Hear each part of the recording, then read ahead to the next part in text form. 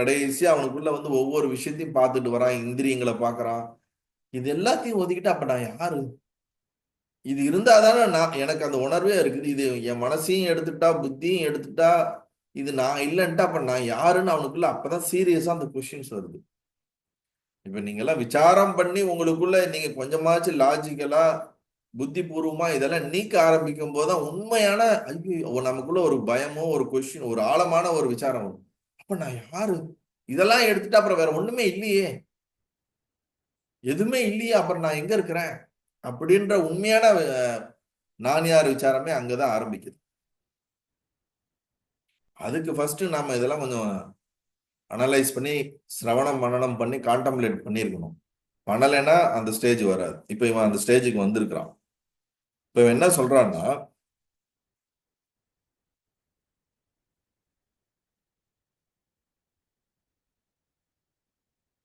தன் மனதின் போக்கை நிறுத்திதன் மேல் ஒரு சனத்திற்குள்ளே அடர்ந்த இருளானது அவனுக்கு காணப்பட்டது.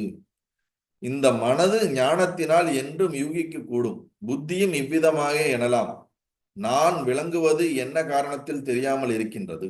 இப்ப இவனுக்கு என்ன கேள்வி வருதுன்னா, இந்த மனசு ஓடிக்கிட்டே இருக்கு, புத்தி எதையா ஒன்று யோசிச்சுட்டே இருக்கு, அது நான் கிடையாது.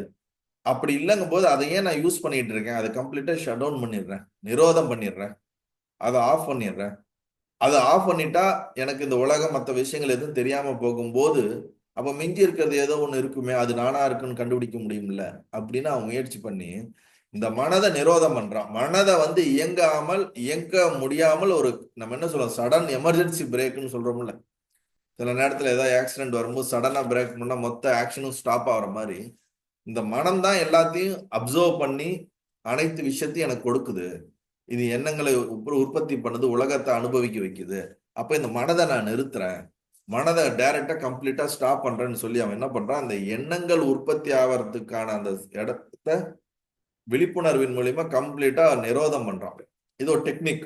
அவனுக்குள்ள வந்து மனதை எண்ணம் உற்பத்தி ஆகாத மாதிரி அதை ஹார்ட் ஸ்டாப் அப்படின்னு சொல்லுவோம். அதாவது பிசிக்கலாவே வந்து உள்ளுக்குள்ள வந்து அந்த உற்பத்தி ஆகிற இடத்த வந்து எண்ணம் உற்பத்தி தொடங்குவதற்கு முன்னாடியே அந்த விழிப்புணர்வினால் அதை நிறுத்துவது.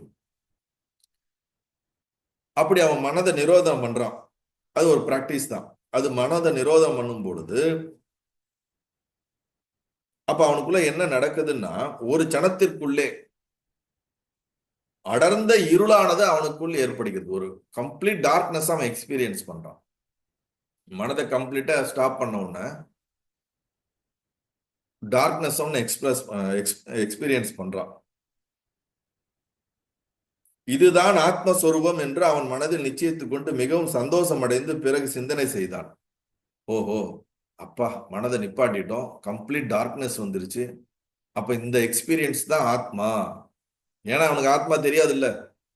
அவன் இது வரைக்கும் மனம் இயங்கின எக்ஸ்பீரியன்ஸ் இருக்குது, உலகம் இயங்கின எக்ஸ்பீரியன்ஸ் இருக்கு. இப்பதான் ஃபர்ஸ்ட் டைம் என்ன பண்றான், மைண்டை ஸ்டாப் பண்ணி பார்க்கும்போது ஒரு டார்க்னஸ் அவன் எக்ஸ்பீரியன்ஸ் பண்றான். அவனுக்கு தெரிஞ்சு இது புது எக்ஸ்பீரியன்ஸ். உடனே அவன் என்ன நினைச்சிட்டான், இதுதான் போல இருக்கு ஆத்மா அப்படின்னு அவன் கன்க்ளூட் பண்றான், சிந்தனை செய்யறான். அதுக்கப்புறம் அந்த அனுபவத்துல இருந்து வெளியே வந்ததுக்கு அப்புறம் நிச்சயமாக இன்னொரு முறை தடவை பார்க்கிறேன் என்று சலித்துக் கொண்டிருக்கும் தன் மனதை திடமாக நிரோதனம் செய்த வேளையில் அவன் அப்படி யோசிக்கும் போது எதுக்கு இன்னொரு வாட்டி ட்ரை பண்ணி பார்ப்போம், திருப்பி இதே மாதிரி நமக்கு அனுபவம் வருதா, நமக்கு இதே மாதிரி டார்க்னஸ் அனுபவம் வருதா, அப்பனா அது பர்மனண்டான அனுபவம் அப்படின்னு சொல்லி திருப்பி மைண்ட் என்ன பண்றான், ஃபோர்ஸ் ஸ்டாப் பண்ற மாதிரி அவன் திருப்பி ஸ்டாப் பண்ணி பார்க்கும்போது மனதை திடமாக நிரோதம் செய்யும் வேளையில் சனப்பொழுதில், சனம்னா அது ஒரு எண்ணத்திற்கும் இன்னொரு எண்ணத்துக்கும் இடைப்பட்ட கேப் தான் சனம்னு சொல்லுவோம். செகண்ட்ஸ் கிடையாது, அதை விட கம்மி. ஆழமான பிரகாசம் அத்தியந்த மற்றும் ஒளிவீசா நின்றதுமான ஒரு நிமிடமான தேஜஸை கண்டான். தேஜஸ்னா கம்ப்ளீட் எல்லா இடத்துலயும் ஒரு பிரகாசத்தை அவன் எக்ஸ்பீரியன்ஸ் பண்றான். ஃபர்ஸ்ட் டார்க்னஸ் எக்ஸ்பீரியன்ஸ் பண்றான், அடுத்து கம்ப்ளீட் பிரகாசத்தை எக்ஸ்பீரியன்ஸ் பண்றான் தன்னை சுத்தி எல்லா இடத்துலயும். உடனே அதுல இருந்து வெளியே வரான். வெளியே வந்ததுக்கு அப்புறம் ஆஹா, இது என்னடா அது, இப்பதானே டார்க்னஸ் எக்ஸ்பீரியன்ஸ் பண்ணோம், இப்ப கம்ப்ளீட்டா ஒரு பிரகாசம் வருது, ஓ அப்ப இதுதான் ஆத்மா போல இருக்கு, டார்க்னஸ் ஆத்மா இல்ல போல இருக்கு அப்படின்னு அவனுக்குள்ள ஒரு கன்ஃபியூஷன் வருது. அப்ப அவன் நினைக்கிறான், அப்ப இந்த இந்த பிரகாசம் தான் ஒருவேளை ஆத்மாவா இல்ல இதுவும் இல்லையா அப்படின்னு அவன் யோசிச்சுட்டே இருக்கும் பொழுது ஆத்மாவானது யாது? இவ்விருத்தங்கள் இவ்விருத்தங்களான தோற்றங்கள் ஆத்மாவாகுமா? பின்னும் பார்க்கிறான். அவன் தன் மனதை நிரோதம் செய்ததின் மேல் அவன் சித்தமானது நித்திரையினால் லீனமாகி அவ்விதம் நெடுநேரம் ஆகிவிட்டது. இப்படி இவன் பிராக்டிஸ் பண்ணிட்டு இருந்தபோது இந்த பிராக்டிஸ்ல டயர்ட்னஸ் நேச்சுரலா வரத்தானே செய்யும். அதுல என்ன ஆயிடுச்சு, அவன் தூங்கிட்டான். தூங்குனா என்ன வந்துடும், கொஞ்ச நேரத்துல அவனுக்குள்ள கனவுகள் வர ஆரம்பிக்குது. அப்ப அவனுக்குள்ள நிறைய கனவுகள் வருது. அந்த கனவுகளை இப்ப பிராக்டிஸ் எல்லாம் பண்ணதுனால கொஞ்சம் அவேர்னஸ் ஜாஸ்தியா இருக்கனால அந்த கனவுகள் ரொம்ப உண்மை போல அவனுக்கு ஒரு அனுபவத்தை கொடுத்து கொண்டு இருக்கிறது.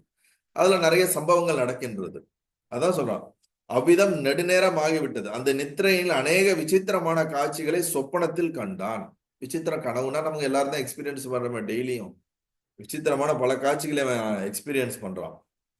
பிறகு உணர்ந்தவனாகி பலமாக சிந்தனை செய்ய ஆரம்பித்தான்.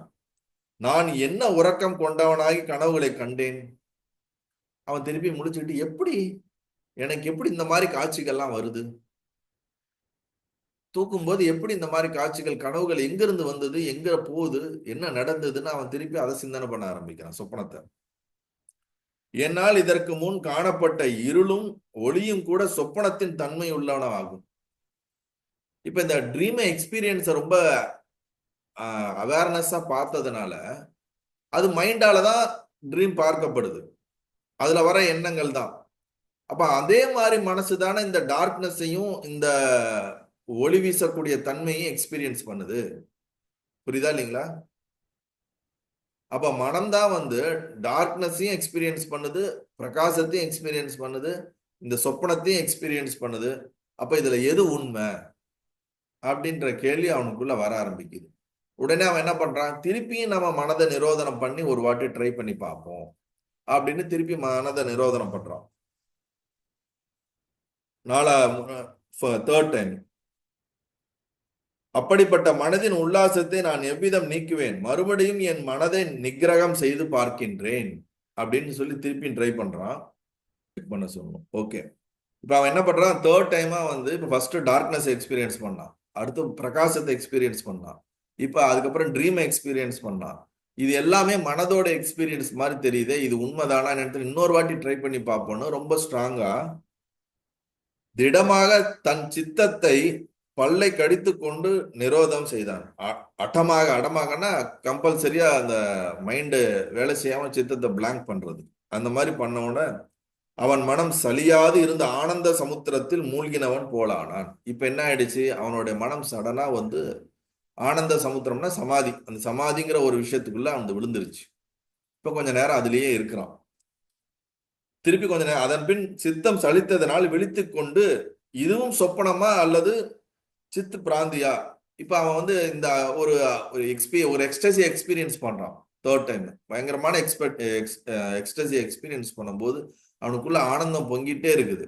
அது தடையில்லாமல் அவனுக்குள்ள இயல்பா வந்துகிட்டே இருக்குது. உடனே இவனுக்கு இதுவும் கனவு போல ஒண்ணுதானா, இருள் போல ஒண்ணுதானா, இல்ல உண்மையாலுமே இதுவும் அந்த ஆத்மா அனுபவமா என்னன்னு அவனுக்குள்ள கன்ஃபியூஷன் வந்துருச்சு. இப்ப இந்த கன்ஃபியூஷன் எப்படி தெளிவுபடுத்துறது, இதை ஏற்கனவே யாரும் அண்டர்கோ பண்ணிருக்கவங்ககிட்ட போய் கேட்டாதான் தெரியும். இதெல்லாம் ஒரு சாதகனுக்கு நடக்கக்கூடிய பிரச்சனை, நல்லா புரிஞ்சுக்குங்க. வேற ஸ்கிரிப்சர்ஸ்ல எங்க படிச்சாலும் இந்த அனுபவ ரீதியான விஷயங்கள் இங்கதான் அதிகமா சொல்லப்பட்டிருக்கு. நல்லது.